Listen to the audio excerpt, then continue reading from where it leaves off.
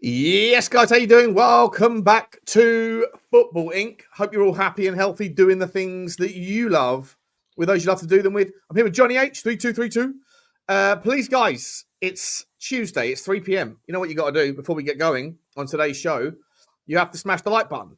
Common courtesy. That's all we need you to do. Smash that like button. Drum the thumb. Hit the subscribe if you haven't already. We're on the march towards 6K. Hit the notification bell and drop a comment or two as you go through. Also, we are on Spotify, where you can watch the show back, and we're on Apple as well, where you can listen to the show back, and it's uploaded as soon as we can, as soon as the show finishes. Johnny, how you doing, mate? Welcome to the boring side of football. 2 weeks again. 2 weeks. I started to get the shakes before, so I thought I'd watch 5 minutes of Match of the Day and then turned it off. That was my fix. I don't like watching anything where we're crap. I don't know who is it out there, guys, in the chat. Let us know if your team loses. Do you continue? Do you still watch Match of the Day, or do you rule it out and have no interest in watching it? Well, last season I hardly watched Match of the Day because every week we were more or less losing. So I stopped watching Match of the Day. I tried to watch like 3-minute highlights or something on. I haven't listened to Match of the Day for years, mate. I love it. I love it, but I haven't been bothering with it since this went out. I was going to say, Sean, I think it'd be nice if you. I know you've done one on Spurs Talk Show. It'd be nice if you did the video on the or just upload your video onto here about the double whammy Spurs shirt and stadium sponsor. A few people have sort of mentioned. You talk about it now if you want, mate. Can do. The one thing I couldn't quite understand behind it. For those of you who don't know, sorry to bore you if you're not a Spurs fan, but Spurs have had a long-standing sponsor, AIA, due to Sonny's Korean connections and there being an Asian company. They are now moving, as after the 26-27, they'll no longer be our main shirt sponsor, and they're going to become our training kit sponsor instead of BetMGM. But they want to... Spurs are looking to now get a dual sponsorship through a stadium and the front of shirts. But the thing I didn't understand, Sean, about the article was it said our current deal with AIA is £40 million, a year. So if they no longer getting that, how can a shirts and a stadium sponsorship only be worth £50 million a year? How can the stadium naming rights and the Spurs and because I don't think it will be. I think the deal. So usually front of sponsor shirts are the most lucrative. Well, actually, the most lucrative are the manufacturing deals, right? They're the ones that really carry the water, carry the weight. Then it goes to shirt sponsorships, and then it goes to stadium naming rights. I think the overarching stadium naming rights deal, most people would like to get somewhere 15 to 20 million quid is like kind of for like a big team, obviously Tottenham in trying to punch for 25 million quid a year. We know that Manchester City have got a double deal worth 100 million quid for the Etihad on both the shirt and the stadium. But that's miles above any other double deal, right? Miles above. Now, I was just going to, just to interject there, right? Yeah. We are a globally recognised stadium. I don't think the Etihad is a globally recognised stadium unless you're into football, right? Yeah, there's not a lot that goes on at the Etihad Stadium apart from. We're talking about NFL. If you play Madden football, you're playing at the top. I speak to a lot of Americans, even if they're not Tottenham fans, to play at the Tottenham Hotspur Stadium. That's how we've got a lot of fans from North America over the last 5-6 years since we've been playing there. And then all the concerts, the world title fights, the Ben Eubank rematch again. I think the difference being, right, and I hear you, totally hear you, but the concerts are not televised. So the concerts are only of value, like the brand name of the stadium is only of value to the people that go to the stadium. Rugby is a relatively much less spotted watch sport, and he's only played at Tottenham one game a season or two games a season. I think it's like was it the League Cup final or the Rugby League final, whatever. And American football also, whilst it's obviously a massive sport, it only has 2 games, right? So in terms of the relative percentage of eyeballs that are on it, most people in the NFL thing will watch Tottenham, will hear the Tottenham Hotspur Stadium for a couple of weekends a year, and that's basically it. Obviously, with football, it's every single week or every other week. But I definitely take your point that Tottenham have further reach in that regard. So it's a good point and well made. The shirt sponsor deal is the most important. The other part, though, that dilutes the value is the age of the stadium. Well, I think there's also just the relative risk of not being known as the best stadium in the world for that much longer. There's going to be other stadiums, right? So there's a value proposition there that gets dilutive, which I think is part of the reason why maybe Tottenham are now looking for a sponsor, because they want to get that locked in just before that sort of diminishing returns falls off. The other thing is going after 4 individual stand naming rights, right? So I think I explained this on the video I did. When you go after a particular stand and you say the South Stand, Tottenham obviously, like, you've got the Cop in Anfield. Everyone knows the Cop. If the Cop was suddenly called Gillette, the Gillette end, right? There's value in that because the commentators talk about the Liverpool fans, all that stuff. If you are going after those sorts of things where you want to get a sponsorship for each of the stands within the stadium, then you're going to get value from them individually, but you're going to obviously dilute the individual process of just having one sponsor name for the whole stadium. So you might get less for the overall stadium, but you might get more for having the stands. The problem, though, Johnny, with it is that every time if you get a different partner for each stand, that partner is going to want exclusivity. He's not going to want anybody else in that company's industry getting access. So you only get one. And you can't do beer and you can't do gambling, right? Yeah. So you only get one travel company, whether that's Aramco, Saudi Riyadh Air or whatever. You only get one insurance company. You only get one tech company. You only get one finance company, because they will all want exclusivity. And I'm sure Tottenham have already got an exclusivity thing with Kraken, the cryptocurrency company. So I doubt we can get any other cryptocurrency play. And so all of these things become fine. They're great. But in a world where you're doing it a little bit backwards, you're going up. We've already got a deal with did you know this? We've already got a deal for the East Stand. Yeah, it's illustrated, but the details of it hadn't come out. But what I don't understand is purported £50 million combined deal. Yeah. Doesn't make sense to me, because the current deal, which has been running for 4 years, 5 years next year, which will come to an end, is currently at £40 million a year. Okay, which is a lovely deal, right? There's no way that they're going to enter a new deal for less than £40 million. They'll be looking to do more, considering that they have probably the worst kit deal of probably the top 8-9 teams now.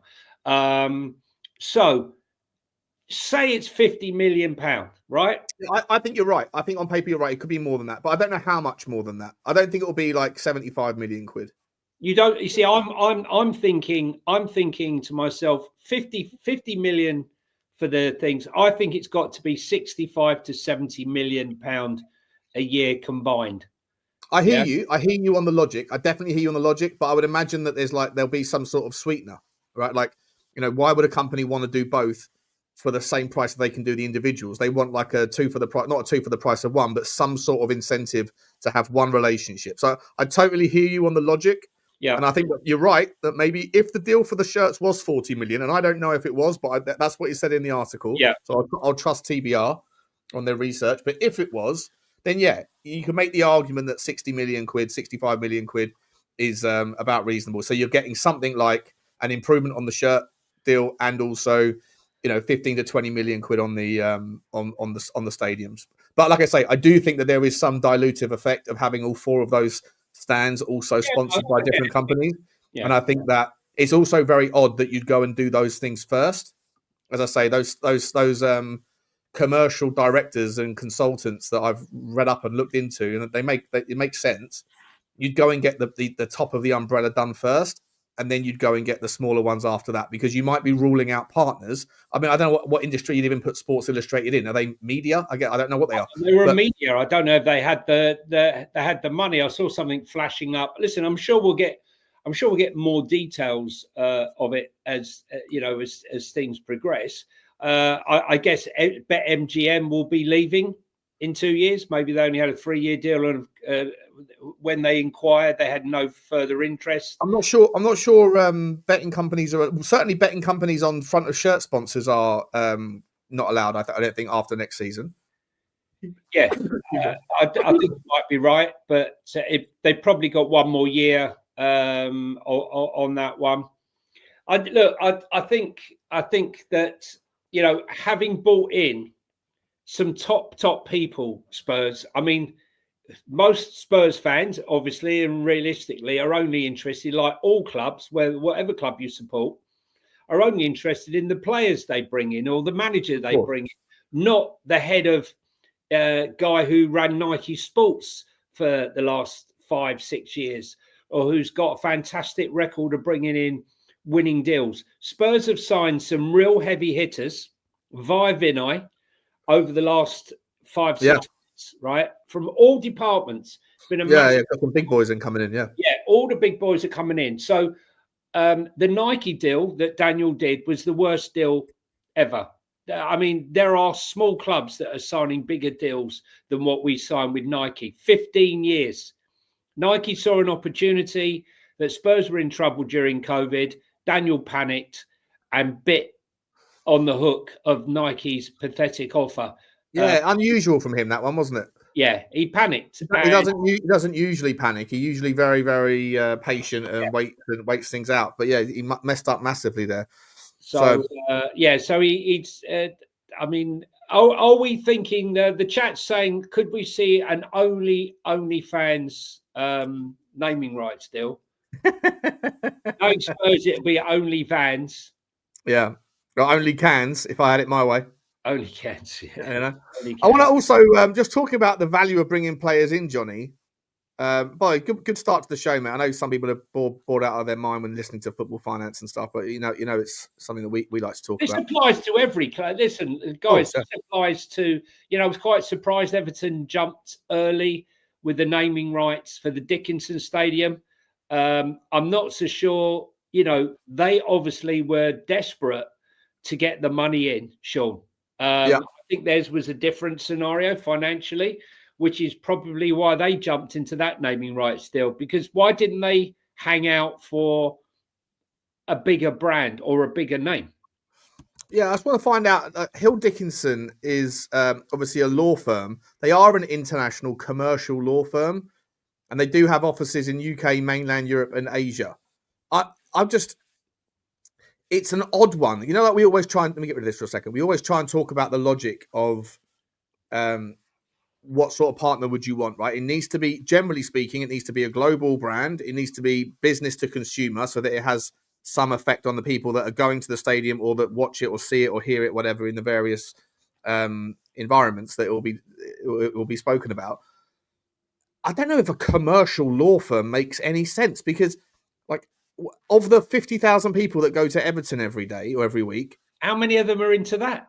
How many of them are ever going to need a commercial law firm? It's so niche. They might be the biggest commercial law firm in the game, but that's a relevant name. Had you ever heard of them? I'd never heard of them. Have you ever heard of them? No. It's just... I've heard of Angie Dickinson, the actress, right? That was about it. But I think it's a strange one. I don't know whether they panicked early and went for it. As far as just because I want to move away from Spurs, but that deal with Nike, the guy who's been bought in, I keep forgetting his name, it'll come to me soon, who Spurs have bought in, the former guy who ran Nike UK and doing all the deals and everything, worked at Nike. Do you think Spurs could look at a situation where we pay up the remainder of the deal and renegotiate another deal with Adidas or said other company? No. I mean, how much is that going to cost? Well, you buy them out for half the value of the contract, similar to basically what's his name did recently. So Jim Ratcliffe. Yeah. So then you'd need to have at least double like more than twice the amount. We would do though, wouldn't we? Make it make sense. Well, it wouldn't be far off of that. We're getting 30 million a year, whereas clubs are Other now teams are getting 70 million a year. Yeah. Right? Okay, so if you negotiate a deal and you can, it's very dilutive on your cash balance though to have to pay out that sort of money up front. Maybe that's why they took that payday loan from Macquarie last month. Everyone, I keep hearing Tottenham fans saying, we got the payday loan. There's 90. We got the £100 million. That's that. We've got £11 million for Jim Ratcliffe. There's £200 million for our transfer strategy right there. And I keep wanting to go like, how? I don't know. Do I really need to have to say this again? That's not how it works.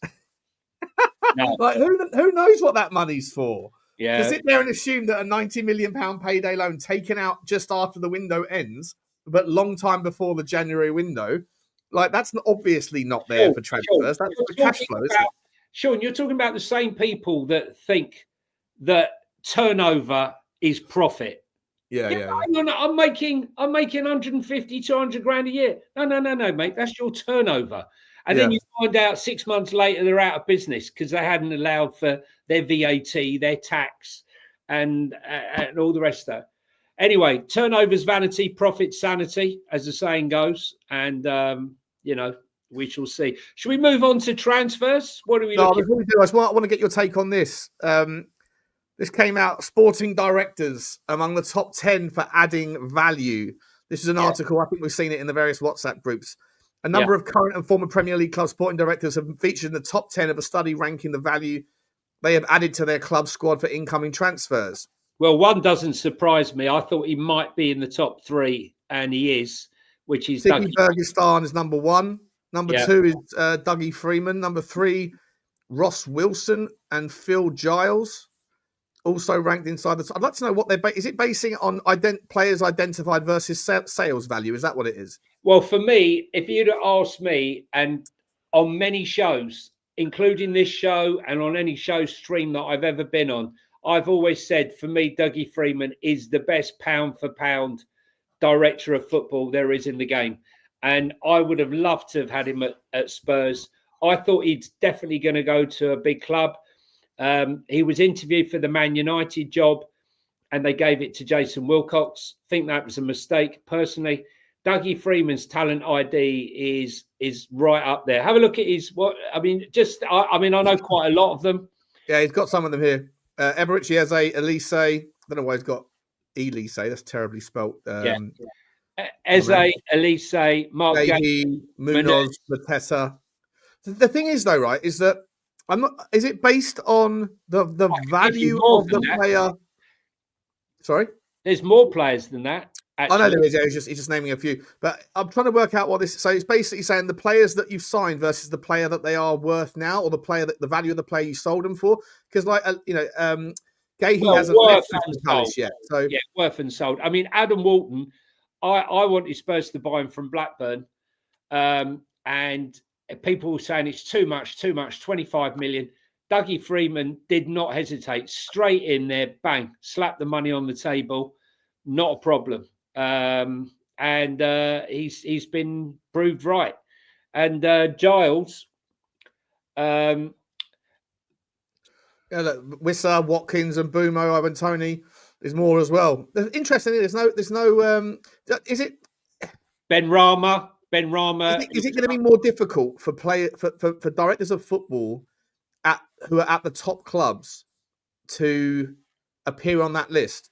Because if they're buying players, if they're bringing players in, they're buying players, they're paying top money, and then generally speaking, if they stay for a few years, the value goes down at the end of the contract. And most teams at the very top, the Arsenals, whatever, the Liverpools, Uniteds, those sorts of guys don't usually sell too many of their players for a profit. Is that the same reason why Tottenham won't be on there? Well, I mean, look, I think if you look at the Don Fabio, 12 million Papa Sarr, 15 million Destiny Udogie, 17 million Bentancur, 35 million Kulu, 18 million Vicario, 35 million for Mickey van der Ven, 40 million for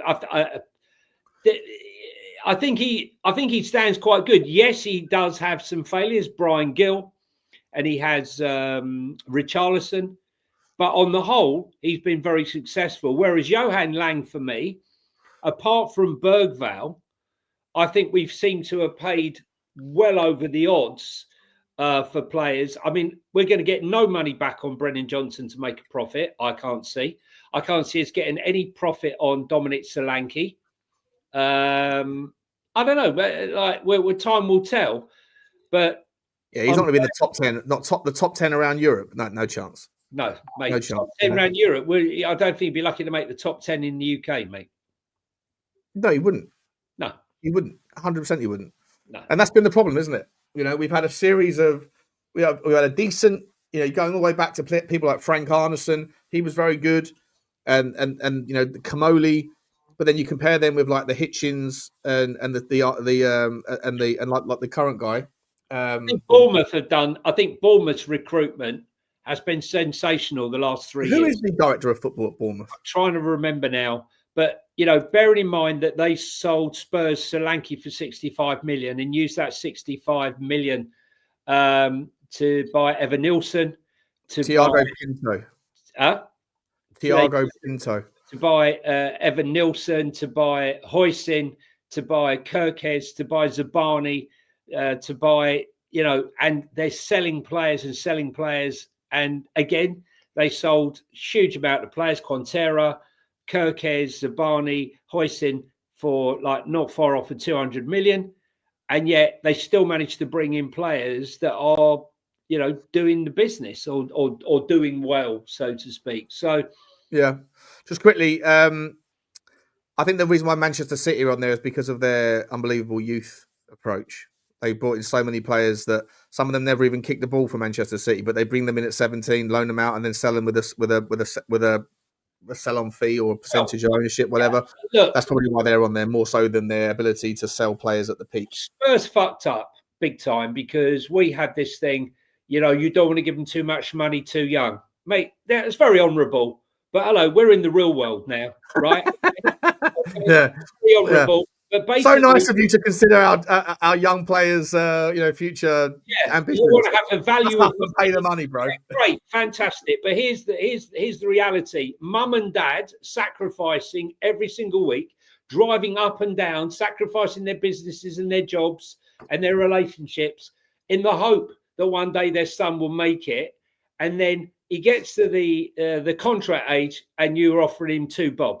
And what Manchester City were doing, through unscrupulous means, they can't offer the kid the money, they offer the parents money. Look, there's ways around it. They're in Dubai, they're in Saudi, set the parents up with a place in Dubai. We'll buy your place in Dubai, here we go, right? We can't play the kid, this is yours, right? Blah, blah, blah. There's ways around it. Whereas Spurs were maintaining this, and it was under Don Fabio who managed to convince Levy, unless you break this structure, you're never going to get any kids. And we've started to acquire them over the last 3 and a bit years, but that's going to take a while to it's a slow gain, isn't it? It's a real slow burn. Slow burner. Slow game. Interesting stuff, though, mate. Interesting stuff. Guys, please smash the like button. There's 175 of you in here. Smash the subscribe if you haven't already. Don't ask for a lot. Just give us that. That'll be perfect. You say you want to go to some transfer time? Did you say, Johnny? I just say Foxy, as usual, comes up with a classic. Lewis, what's he's put here? Lewis Saritama deserves a mention for what he's doing for Independiente del Valle. If you could maybe tell us, Foxy, some of the players that have come up through there. Spurs have got a lot of very talented young kids that are having very successful loan spells right now. Just be patient. We'll see it. We'll start to have a conveyor belt over the next 2-3 years. I've said it before. I'm quite happy to stick to it. Let's go through some of the transfers, Shawnee. Okay. The rumor mill, it's time we went there to speculate, gesticulate on who will go where. Yeah. Arsenal back in the news, Sean. Is there anyone they're not interested in? They're vying for Chelsea at the moment. So Rafa Leao, right, who Chelsea were quoted £100 million for, 100 million euros for in the summer, is now available for 75 million euros. Is he come off form? Is he AC Milan looking for a bit of money? I've never rated him that much, mate. I've always when he wants to play, he's always like he's a player that when he's up for it, he's unstoppable. But he's also got a lot of moments where he's very, very, very average, where he's not involved. He goes missing, falls asleep or whatever. So I'm sure he'll do really well at a certain club, but I'm not someone that's he's up and down though. He's up and down. Yeah. He's one of these players. Look, I'm not saying it's wrong to have a hobby. It's not. But he seems to be very into like making rap records and stuff, which is great. But those who are dedicated and focused on one thing tend to make the best footballers. Outside distraction, hanging around with the wrong people. I just see him. I see him up and down. Like you, I see him great form. I tune in the next week. He's had a great game. I watch him the next week, and he's just not on the money. Is there lack of hunger? Do you think? I don't know. Whenever I've seen him play against an English team, for example, I've never really seen him I've never seen him do anything. I didn't see him do anything against Tottenham a couple of years ago. We played against Conte when we played them under Conte. I don't. Like, I'm sure he's capable of magic, but there's a lot of players that are capable of magic. But you need a player that does it 8 times out of 10, not 2 times out of 10. It's the 80-20 rule, And like for me, I'm not that bothered. But he is one of these players, mate. Like I say, the left wing market is heating up.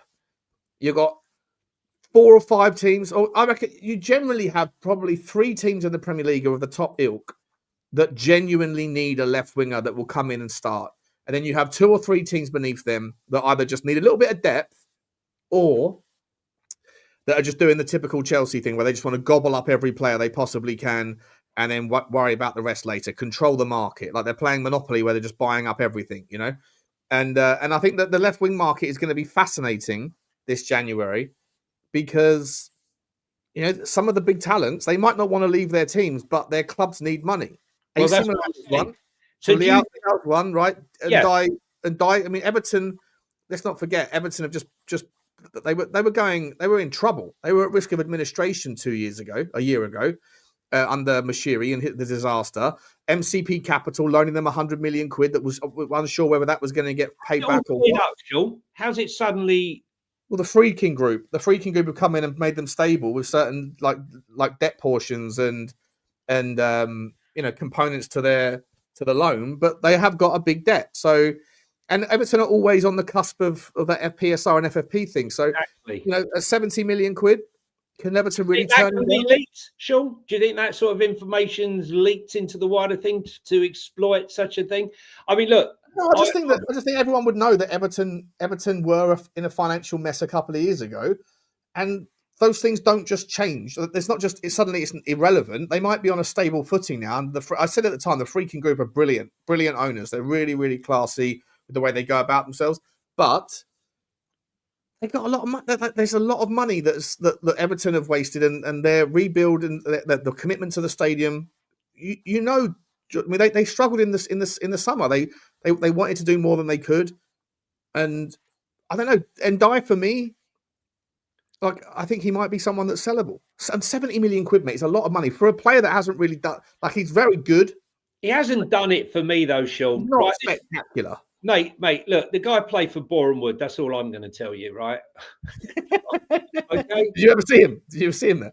Yeah, listen, look. I think of Nico Williams. You look at Nico Williams as a player who I thought would have gone by now from Athletic Bilbao. Rafa Leao is another player. People do look at these players. And Rodrigo, Sean, let's talk about Rodrigo, right? Yeah, another one, right? Just before you mention it, Danny, he can play on the right wing. He does play on the right wing at the moment. He can also play on the left wing. Yeah, 100%. He's got 1 assist. Danny's right. One thing I would say, though, is Rodrigo, 28 games, no goals. Yeah. Are we hyping up because he's Real Madrid, because he's Brazilian? He gets 10 minutes, mate. In the 12 games he's played this season. I'm just saying, Sean, I get you. I understand what you're saying. I'm just saying, cream, good cream always rises to the top. I'm wondering whether his confidence has been knocked, or there really is a situation here where he's maybe he's not as good. I'm asking the question. I'm not saying he's a bad player. I spoke about him earlier. So he's played as a right winger, 150 games, 34 goals. As a right winger. As a right winger. As a left winger, in 88 games, 23 goals, 18 assists. As a centre forward, in 84 games, he's got 30 GA. So he's very, very versatile. In the Champions League, Champions League, 67 games, 67 appearances. Right, so again, not all of them 90 minutes, 25 goals and 16 assists. So he's got 41 GA in 67 appearances, and not all of them, least of all this season, are sort of serious minutes. His minutes, like, he's only played 255 minutes this season for La Liga, in La Liga. So 10 appearances. You're right, no goals, no assists, but it's less than 3 games of football. 2.5 games of football at a push. In the Champions League this season, he's got 2 assists in 100 minutes of football. In the Club World Cup, he got 1 assist in 1 game, or out in 90 minutes of football. I watched that game. La Liga last year, 12 assists in 30 from 2,000 minutes of football, which again is about half a season. Like the guy, if you do his GA on a per 90 minute basis, they're incredible. Is he the type of player that could go in and just deliver in the Prem? Do you think? Yeah, I think so. I think he'd tear it up. I really do. I really like him. Yeah. The only problem though, mate, is he's right-footed, right? So, and he's very much one. He's I don't say he's entirely right-footed. So are we going to have the same situation, Sean, where he's checking into his wrong foot, right? Okay. Well, he's checking in on his strong foot, but do we want players to be going to the byline, or do we want players that are cutting in? Because if you're looking for left wingers that are left-footed, mate, listen. If I'm going world class, I want a guy who, when the defender's going at him, he can't just say, right, I'm going to force him onto his weak foot and negate the threat. I want a player who you don't know which way he's going, and he does have a stronger foot, but he's just as good on his other foot. For me, if I'm going for Lookman. I take all the bullshit, all the crap. I'll take him. I'm not. Let me ask this, Johnny. Right? Yeah. So this is why, Scout. If I'm going to pick left wingers that are dominant left footers, right? There's a player that Tottenham Hotspur had. I'm only going by. Listen, for chat, I'm only going just for context here. I'm only bringing this up because when we're talking about Spurs, and I don't want to keep talking about Spurs, but we're saying that the attack breaks down because we got right footers playing on the left hand side. Jed Spence. We need Destiny Udogie because he's left-footed, and we need a natural left-sided progression, even though Odegaard likes to come onto his right foot. No, but most left wingers are right-footed, and most right wingers are left-footed, right? Because that's just the inversion that most people do. Yeah. But you need someone that's ambipedal. Now, I'm not saying that all of these players that are going to be filtered out here can't do it on the left foot. Rodrigo is definitely 2-footed, but he obviously prefers the right. But if you're just looking for a traditional left winger that has a left foot dominance, do you know who will be? And I imagine this. I'm pretty sure I've done this before. Don't tell me Anthony Gordon. No. There's a player that's on here that was a Tottenham player. I think he still technically is a Tottenham player. That is in the top 3 names on this list by market valuation, who is a left-footed left winger, if that's what Tottenham are looking for. Watch this. Let me get the filter up. Here we go. For those in audio, you better tell him in audio who you're bringing up. Right. So right now, if you're just looking at left wingers by market valuation, Leao's number one, 90 million. Kvaratskhelia, Luis Diaz, Martinelli, Nico Williams, Jeremy Doku. Most of these are right footers, right? Or preferred right footers. Anthony Gordon. Yeah. If you're just looking for a left-footed left winger, look who appears near the top.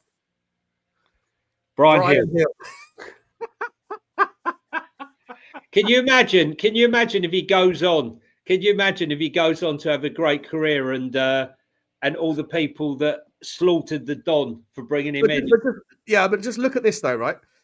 So you're just looking. Obviously, I know it's an unusual thing to see a left-footed left winger, right? It just doesn't happen. Most of them are inverted. But you cut out all of those wingers. Look who's left. Rabiot, who's not even a left winger, by the way. He's an attacking midfielder, but he can play off the left. 35 million euros. Second most valuable player, according to Transfer Market, or according to this, which I think uses Transfer Market data, is Brian Hill. I don't even know who Keiki is at Bahia. I got no idea who Campos is at Rosario Central. Interesting. You got a guy from Juarez under 21 called Larios. McGree from Middlesbrough. There are no valuable left-footed left wingers. However, you put these all in. This doesn't do a very good job of identifying both-footed players. If I do that, if I just click on both-footed players, you're down to £4 million. €4 million. I have no idea who these people are. But if you just filter in right-footers, then you have all of the world-class left wingers in there, right? And if you then swap it around and go to right-footers that are right wingers, then you have a few more that pop up. But traditionally, Kvaratskhelia plays off the left, right? Martinelli can play off the right, but he plays off the left because he is a right footer. Barcola as well, isn't it? Yeah, but if you have, and Barcola's there, Mason Mount, right, Sterling, Johnson. But if you just want to look for a left footer that is going to cut in, then you have players like Mo Salah, Dejan Kulusevski, Kudus, etc. It's so interesting. Can I ask you a question? Do you think that now Thomas Frank would sign Brennan Johnson, seeing and knowing what he's doing right now? Do you think who would sign him? Thomas Frank. No. Mate, I was saying this to you. I think we were saying this on the Spurs 5. When you look at Tottenham's full strength squad, right? And you've got, let's say Solanke was the number 9 choice. Let's say, I don't know, Odebear or Mawani or whatever was the left wing choice. Then you've got or you played Xavi on the left wing. You play James Maddison in the 10, and on the right wing you have Kudus. You've got Dejan Kulusevski. You have Odebear. You have possibly Richarlison. You have Matisse. You have all these players ahead of Brennan Johnson in the pecking order. And yet Brennan Johnson was Tottenham Hotspur's number 1 scorer last year. £47 million he made us pay for him. Yeah, crazy. Brentford they had an agreement to buy him for 35 million and he pulled out. Was it a Paratici deal or was it a... No, it was a deal it was the player that he said that he must have. It was him and Maddison. And yeah. And he got him for him. He got him, but Daniel paid well over the odds for him. Yeah. Which is all said and done. Look, there's no point going there with that one. But I'm just trying to think now, there are players out there now in this January transfer window that will be looking to get a move. Ivan Toney, Sean. Ivan Toney was in Thomas Tuchel's World Cup squad or his squad last summer. Do you think there is definitely a slot, in my opinion, as centre forward for this World Cup if he was to come home in the Premier League? I definitely think so. Ollie Watkins is miles off it. If anything happens to Harry Kane, I don't believe we have an out-and-out target man striker. I think if he came back... I don't know how he comes back, mate, on a permanent deal. I don't know how it works. That tax thing is just weird, isn't it? It's crazy. I'm wondering whether or not he can come back on a loan, agree to a deal with the Al Hilal to come back to say Ali, isn't it? Ali, I think. Ali, sorry, Yeah. Ali, to come back and say, look, I want to try and get in the World Cup squad. Let me go back for 6 months. I'll forsake my salary for this amount of time. Will you let me do it? And then I'll come back to Saudi come September at the end of the loan period. I think it's feasible. What's the motivation for Al Ali to do that? Because nobody's paying him 400 grand a week. Well, it depends where Al Ali are in the league and how that will affect them. But I think he's something that he will ask for, basically. There you go. Kicks has got it. Richie and Tony loan swap. Do you think Richie's going to get into the Brazil squad? I don't know. He could do. Do you think Tony's having a bet on that deal right now? Kicks TV. Yeah, you're right. Maybe if he just asked, for the deal, maybe it will happen. But I still think that if I'm Al Ali, I'm like, what? So I've got to pay half of your salary so you can go and go. No. I'm saying forsakes his salary. Forsakes the big salary, and Spurs pay him the half that salary, and he forsakes their half to get into the World Cup squad. Yeah, because his mission. I just want to go back for the 6 months to try and get into the team. Okay, and let me pitch this to you, right? If that happens, right? So you know that Harry Kane's obviously going to be number one choice for the England World Cup. Obviously, it doesn't matter. I do think. Sorry, just quickly. Yeah. Would there be a situation where you had Dominic Solanke and Ivan Toney both at Tottenham that were both vying for a squad spot alongside Ollie Watkins and whoever else? Ollie Watkins is terrible right now, mate. Honestly, he's miles off of it. Watkins. Yeah, so who would be the considerations for the England World Cup squad? There's 3 spots, right, for strikers, probably, maybe 4. 3, I think it's 3. Be 3 spots for strikers. I honestly think Ivan Toney walks in. If he comes back and starts scoring goals like he's scoring for his team in Saudi right now, I think he walks into that squad, because I don't think there's anyone better than him right now as a backup. Rashford is, for me, is a winger. We got lots of options in the midfield. Yeah, you can play certain players in the false 9 should he get injured, but I don't want to be in that situation.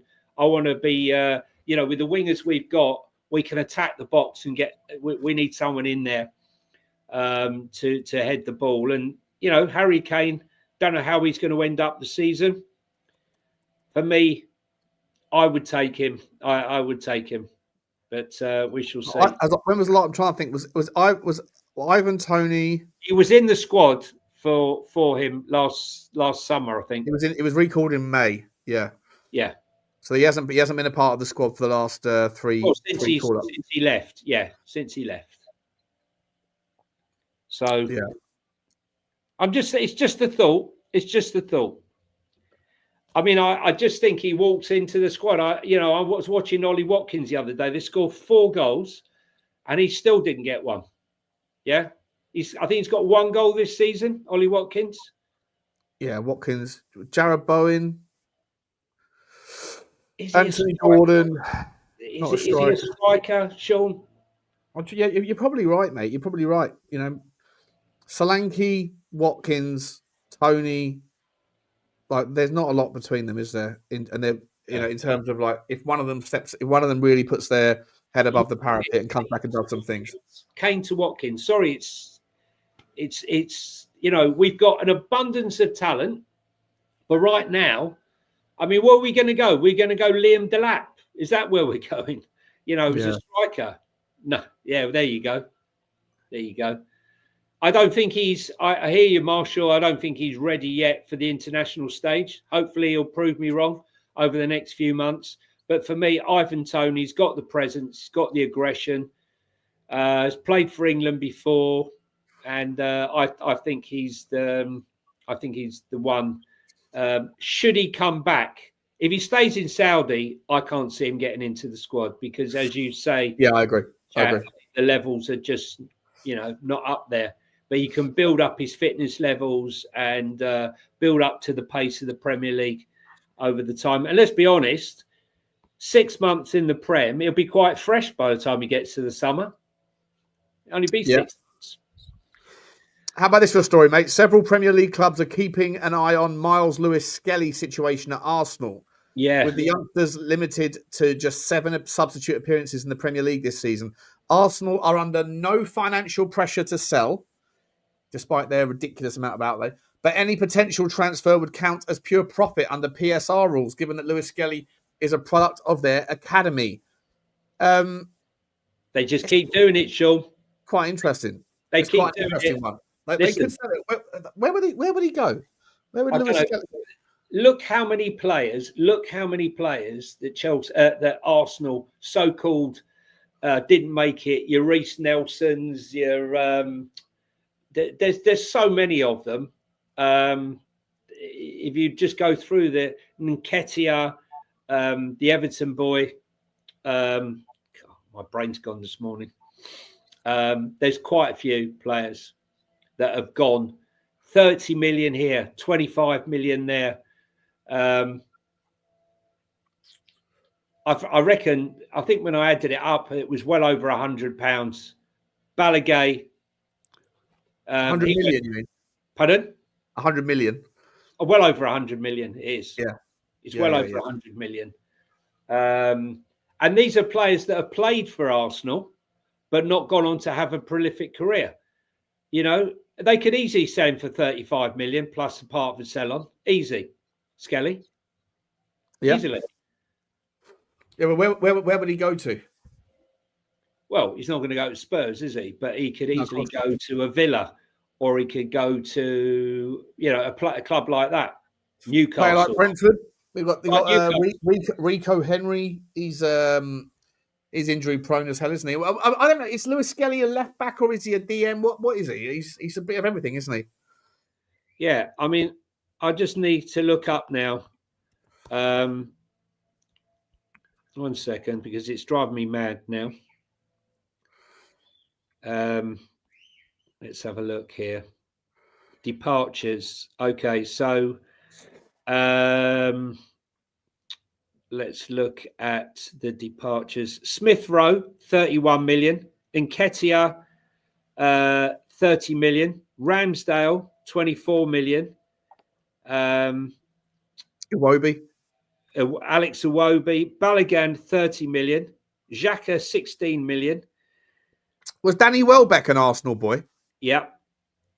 Who else we got? Maitland-Niles. Hang on a second. Departures. Who was the guy who played? Who was the guy who played at Marseille with the long hair? Guendouzi. Was he a youngster? Yeah, Joe Willock to Newcastle, 30 million. So you add them up: 30 million here, 30 million there.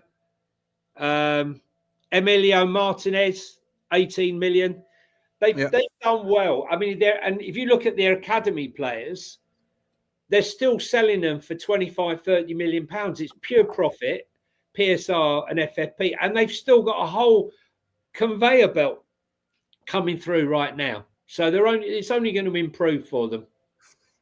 Yeah, I agree. Let's do a couple of super chats, mates. We got Houdini. Big up to you, Houdini. Always here. Choo to you with the train. It has well and truly commenced. Big up to you, Houdini. I hope you're okay, mate. Thank you very much indeed, as always, buddy. You're so supportive of all of the channels, mate. We very much appreciate it. Adam Gill as well says that we need to wake up. Why would anyone sign for us right now?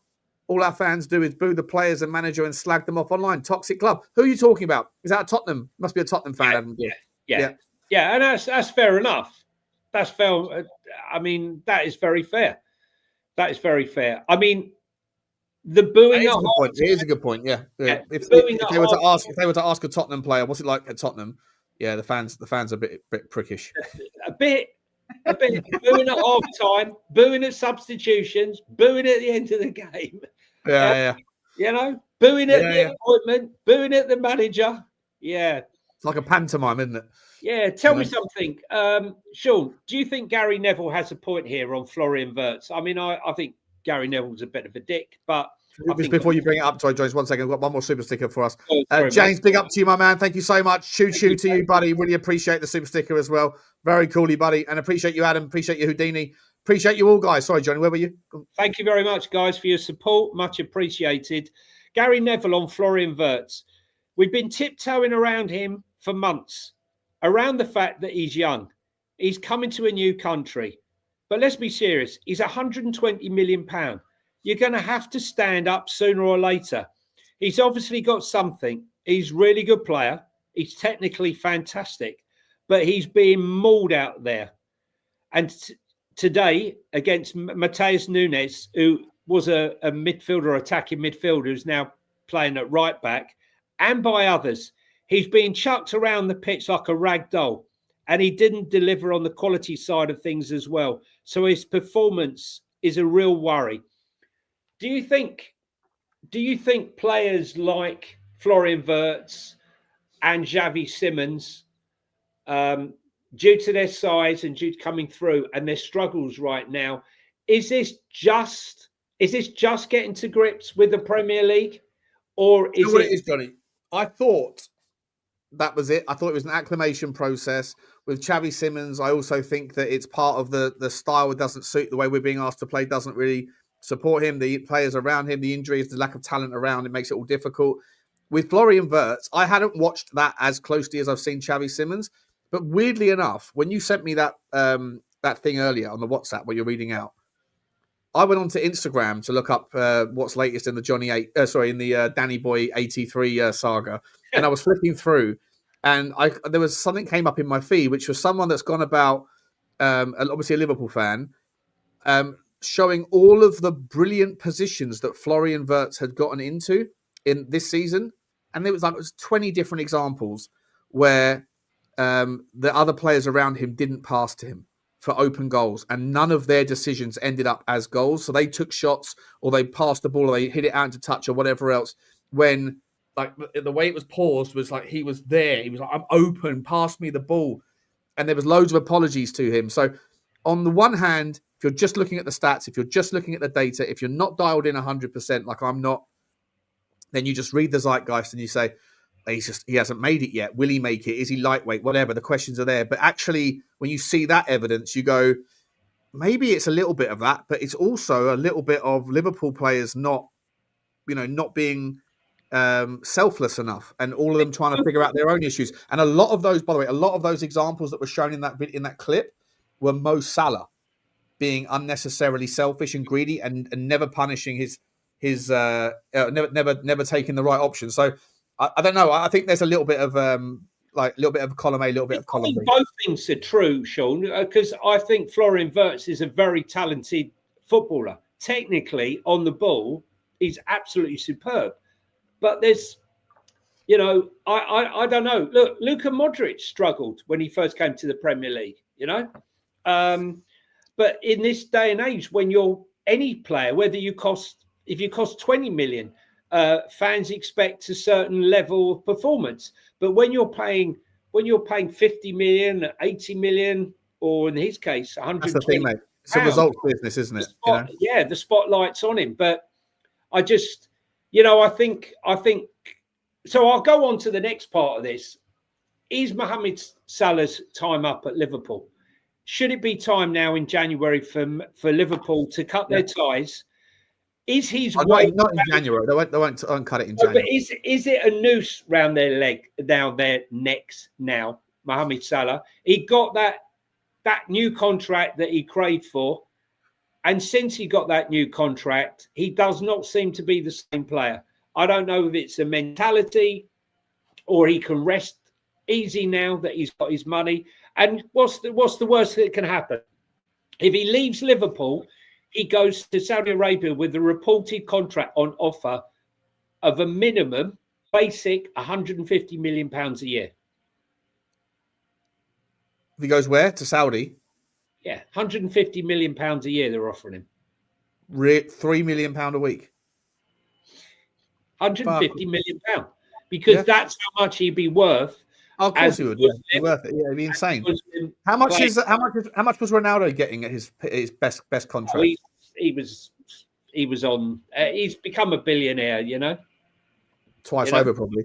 Yeah, look, I mean, that's just obscene money, But isn't it? He's 33 years old, mate. He's done everything. He's won the league. He's won the Champions League. That's what I'm saying. Is he? If you took him out the team right now and removed him and made it all fresh without his influence on there, do Liverpool play different? Probably. Do they play a bit fresher?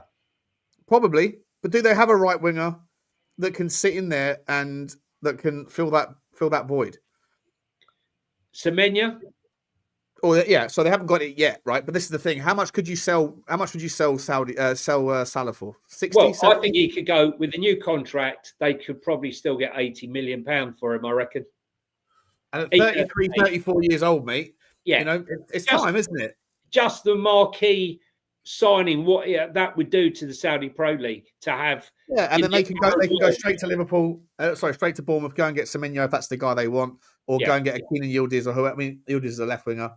Semenyo can play both sides, but whatever. You take your pick. Jared Bowen maybe is the guy they'll go after. Whoever. Yeah, for me, it's sell Salah to Saudi, bring in Semenyo, and then for me that's the likely scenario.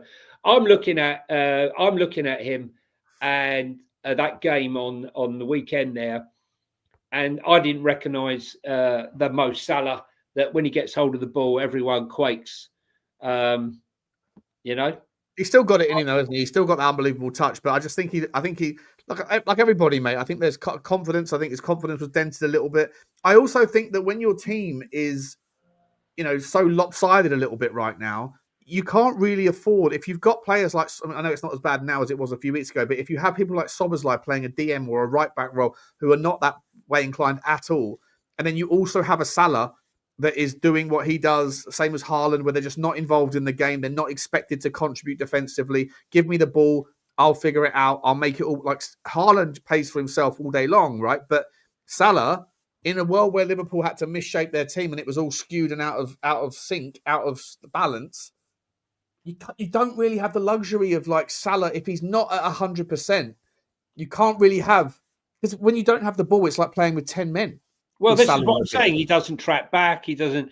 There's a lot of people in the chat talking about one of my favourite players who was at Palace, and he was unbelievable with Eze. The two of them, they linked up. They were unbelievable. Is Michael Elise, unbelievable player. I can't see him coming back to leave Bayern Munich at this stage. Still very young. But Liverpool are definitely interested and looking at Yakuba Minte at Brighton. I really like this player. Amazing. And amazing. Also the fact you've got to remember that Arne Slot worked with him previously at Feyenoord. Yeah. So he understands and knows the player and knows what he's capable of. I remember. Will Slot be there, mate? Our Liverpool fans want Slot gone. Yeah. Newcastle fans want Hal gone. Tottenham fans want Frank gone. Some Arsenal fans still want Arteta gone. I mean, it's just everyone wants change. Mate. Everyone wants something new, a shiny new toy. I'm bored with what I have. I want something better. Change always means better. No, it doesn't. It doesn't. Careful what you wish for. Careful what you wish for. One player that really I still don't get it, I'm sure we'll get to the bottom of it, is the loan deal for Harvey Elliott to Aston Villa. He had a fantastic summer there playing for England, won the tournament, scored the goals, scoring for fun. There was a great picture of him hugging Walter Marder in one scene. It looked like the giant and the dwarf. And great expectations for the summer for him. Not playing, though. He's not playing a game. Not playing at all. And he's getting told by Emery, just keep working hard. No problem. We're in November. Aston Villa, mate, have turned it around, haven't they? They're doing much better now. Doing much better. Even on the bench. He's gained, but he hasn't even been on the bench. Because Aston Villa haven't got any injury problems. Yeah, unlike us, right? Yeah, the blessing of a full squad means you have to leave players out. You know? I think we had that for like one or two games at the start of the season, didn't we? Where there was a couple of players that didn't get on the bench. You know, Matisse Tell had to be left out of the Champions League squad. Yeah, that's definitely happening. Tell me something. Manchester United, Kobe Mainoo. What is going on there? They won't play him, but they won't allow him to go on loan. Is there something going on, Sean, maybe behind the scenes? That I don't want you, but no one else can have you either. It sounds like a salty boyfriend. Yeah, I don't. It's like captive. We're going to keep you in the cupboard. You can't play. You're not going to play for us, and you're not going to play for anyone else either. I just wonder whether he's ruffled a feather somewhere along the line. There's been no shortage of interest in taking him on loan and of buying him. Napoli looked at bringing him in due to Scott McTominay's recommendation in the summer. It didn't happen. And he sat there. I mean, I'm not sure of the minutes. Have you got the minutes there of Kobe Mainoo so far this season? I'll look him up. Take me a second. The problem is with Kobe Mainoo is I feel like Man United value him at an extortionate amount of money. If they sell him overseas, they can't command the English tax, the homegrown thing, all that stuff. Yeah. But I don't think that many of the teams where they would take him as a potential talent but isn't playing, many of the teams that like, if he's not going to go to a team that's better than United, and a team that's not as good as United aren't going to look at him and think he's worth 50 million quid. But I think he's the type of player that could go backwards to come forward. You know, I hear you, but who's gonna pay 50 million quid? Like United have to be reasonable just because he's one of their own. Let me bring this up. I'll bring this up on the screen. He's done. I mean, Conor Gallagher's gone to Atletico Madrid. I think he'd like to come back. Where would he go? Conor Gallagher would probably go back to Crystal Palace. I wouldn't be surprised. Do you think? Marshall's saying Borussia Dortmund for Kobe Mainoo. It's not a bad shout. Yeah, but are Borussia Dortmund going to pay 50 million quid? 138 minutes, Foxy says, in the Premier League. That's ridiculous. This season? Yeah, in the Premier League. 73, yeah, about that. Yeah, exactly, yeah. It's ridiculous. Yeah. I mean, what's the most minutes there? I can't see because it's too small for me. 45 minutes against. You've got 45 minutes against Burnley, 28 against City, 3 against Chelsea, 24 against Brentford, 13 at Sunderland, 5 Liverpool, 20 Brighton, unused on the bench first and second game of the season, and the 10th, and then he was injured apparently for the Tottenham game. I mean, he played 90 minutes in the second round of the cup against Grimsby and got an assist. And they lost 14-13 on pens. I'm not sure if Kobe Mainoo was watching much of that game, mate. He was too busy looking at the floor. Yeah, no, I think. Listen, Kicks TV is going Napoli for Mainoo. I have mentioned this. They did have interest in him in the summer, but Man United. This is what I'm asking. You know, if you don't want to play him, but you don't want to loan him, and if you think he's the player for the future, why is he not getting minutes? 3 minutes, 5 minutes. Sell him for 30 million quid with a 20% sell-on fee. That's the solution, isn't it? Or send him out on loan. How's it good to keep an asset there? Let him go on a year's loan. He would have been better for him to go on a year's loan to Napoli and play and become their new Scott McTominay than sitting on the bench playing 3 minutes and 5 minutes. It would have upped his value rather than this current situation of decreasing his value. I don't understand the stance there, and I don't know if it's Jason Wilcox. They say he's worth 45 million euros, but yeah, you're right. Look, it's starting to depreciate, right? It was up at 55 million euros last summer, 2024, and then now it's just dropping a little bit but look, he's got minutes everywhere. I mean, he's going to be frustrated because he would have wanted to be a part of the World Cup squad, but there's no chance of that happening at the moment. That's what I'm saying. He's the next big thing to the last old thing. But what level do you think he is, though? Like, do you think he would go to, you know, I always love to use Tottenham because I'm a Tottenham fan. Tottenham fans, we're looking for a box-to-box player that's a good passer. He's one of them, but I think he's too lightweight for the physicality of the Premier League right now. I got to be honest with you, Sean. I thought he was progressing to become a very good footballer, but that progression's been stopped in its tracks, so it's hard to see. Don't forget, you know, if you look at how you were as an 18, 19, 20-year-old physically wise, body wise. No, I'm much better looking than I am now. Yeah, no, but what I'm saying is, you fill out. Yeah, no, I know. But he's a small guy. He's quite lightweight. I'm not saying he's not like sort of stocky relative to his size or whatever, but there's a marked move towards, first and foremost, man-to-man marking. And man-to-man marking is sort of making the whole shift towards this physicality thing, because there's only a few ways that you can get around man-to-man marking if you're a possession-based team, and one of them is to either just win your duel, and so that's a part of the reason why smaller, lighter players are not necessarily interested in, or not necessarily as desirable at the moment. The pendulum does swing back. I think he's a bit of a victim of this trend. I think there's a lot of players that are a bit of a victim towards this trend to physicality because of the overall trend towards man-to-man marking in the Premier League. I don't see enough freedom. He's not an obvious. I think someone said it in the comments. Yeah, Kick said it. I don't think he's an obvious 8, and he's certainly not an obvious 10. He's nice and clever. Hybrid. Is he a hybrid? Maybe. He's a technical player at a time when the world is moving towards physicality, and I think that is a bit of another. Just it sucks. It sucks for some players that they're wrong play, like right person but wrong time, or you know what I mean. And I maybe he needs to get out. I think maybe that actually, now I'm saying it out loud, I think probably the right solution is for him to get out of Dodge, get out of the Premier League, go to a league where it's more technical than it is physical. What's upset me about football these days, I think the systems are too rigid, and this is for all clubs. I don't feel that there's enough expression. If someone like Gaza came in today, whether or not, he'd be allowed to run all over the pitch and do what he wants to do and just be Gaza. I think, he would have to be rolled in. I tell you, I'd like to do a show, Sean, where we talk about the standard of football that we're seeing right now across the Premier League, because I'm not really a fan, and I'm not just talking about my club. I'm talking about the long ball, the long throws, the physicality, system v system, more like chess than expression football. I feel like some of the football we saw sort of 18 months, 2 years ago was better than the football that we're seeing currently. Football is so much more enjoyable than physical football.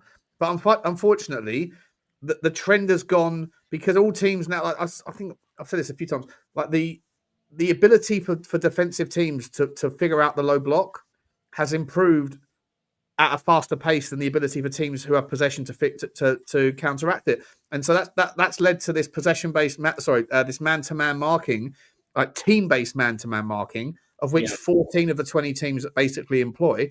And the only ways you get around that are either to literally win the physical duel, like the individual man-to-man duel, or to do like clever 1-2s where you can create space, or to ping it long into the channel.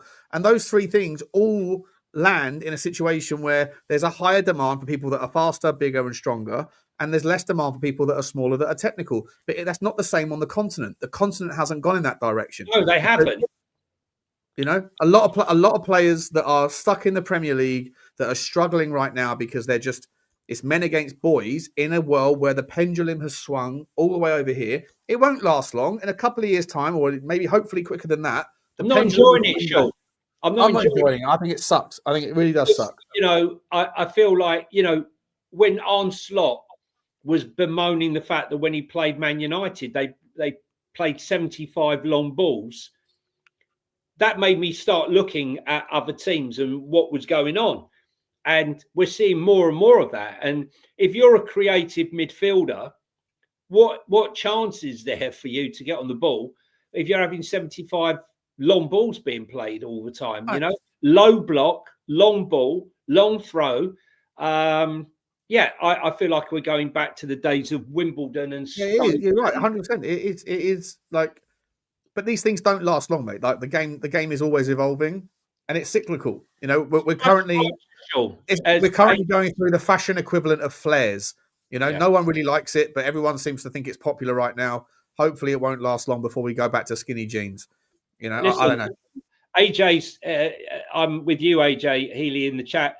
He says, since Pep came into the Premier League, it's all about the structure, not about freedom and movement of players. So skilled players are few and far between.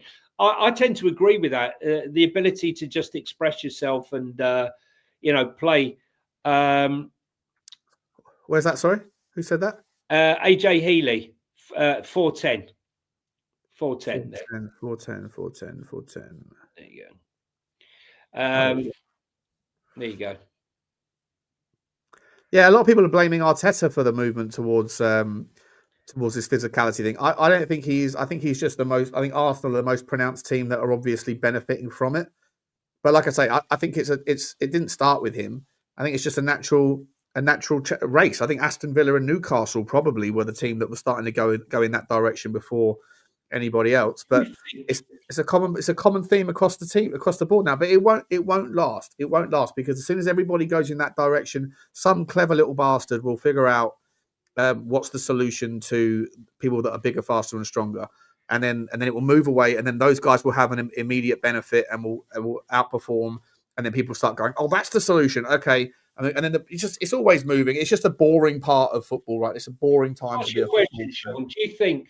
Do you think that where we have managers previously weren't ready to risk losing games and playing youth players in case they lost the game and results were all important, we've now progressed to a situation where managers are losing their job so quickly they're scared to lose a game. Yeah. Therefore, we're seeing more turgid football. We're seeing more low. It's all a part of the story, mate. 100%. No patience for anyone. But it's not. People blame the fans for this. I think the fans are part of it, but because I think that the world, everybody, like just take a step back from football. Like I get on the subway or the underground, and if I've just missed the train going to Tottenham, and the train's just leaving as I come down the escalators, I am fuming that I have to wait 3 minutes for the next one. Fuming. Like I actually have a moment of like, Whereas back in the day, like that was unbelievable. 3 minutes, wow. And so, like, I think, and it's same with like you order something online. If it doesn't arrive tomorrow morning, where's my present? Where's my Amazon package? It's just a Netflix. Whereas we never had that before. I mean, if you look at if you look at an old video of people crossing London Bridge, right, strolling with the umbrella and a newspaper tucked under their arm. Yeah, great time. Yeah. Walking casually, no hurry, no rush. And now, earphones in, skateboard, roller skates. It's true. Even like I remember back in the day when you were watching a series, like a Sunday night or whatever, you'd watch, I don't know, Game of Thrones or Break It, or whatever, something before then, back 5-10 years ago, you'd get your show Sunday night at 9 o'clock. You have to wait another week for the next episode. These days, it's all dropped on Instagram, on Netflix, so you can watch the whole thing. And the only time you're impatient is like 24 hours later when you binged watched the entire season, and you have to then wait a year for the filming of the second season, and you're fuming for about 3 minutes until you find something else to watch. Well, you see, so I had that with Sopranos. I watched Sopranos every week for the entire series. Breaking Bad, the entire series from the start every week, and the same with Game of Thrones. I was watching Squid Games, the game, not the series. I really like it. It just dropped the second lot of the season, but yeah, there's an impatience. There's an impatience in the fan base, and there's an impatience for everything. Guys, if you're in the chat, please hit the like button. Sorry to keep asking, but it does help the algorithm, and so does hitting the subscribe button. I hate having to ask every time we come in here, but I'm still looking, and around 60% of people who watch this show don't ever hit the subscribe button.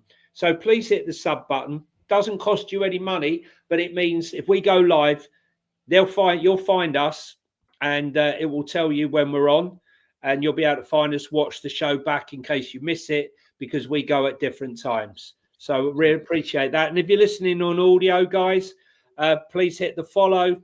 And if you get time, give us a review. Be much appreciated.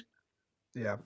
Blake L with a super sticker. Big up to you, my man. Choo choo to you, Blake L. Choo choo to you, buddy. Thank you very, very much for that super sticker as well. Thank you all, Johnny. I've got to run, mate. I've got to jump out of the house. Two quick ones, Sean. Two quick ones. We can do them tomorrow. Tottenham remain determined and to be interested in Nico Paz, number one. And number two, Thomas Frank's Tottenham will have to pay £18 million to sign Sevilla winger Ruben Vargas in the upcoming window.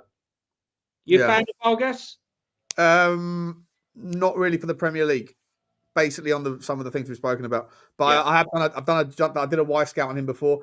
I think he's feisty. He's a feisty player, but as you said before, Johnny, there's a difference between feisty and strong. Correct. You know, and as far as Nico Paz goes, I don't buy that. I think he's going back to Real Madrid. Why and how he's going to squeeze into the? No idea, mate. Maybe that's what the Don is saying. What are you going to do? You're going to go back. You're going to who you forcing out of that team? Yeah.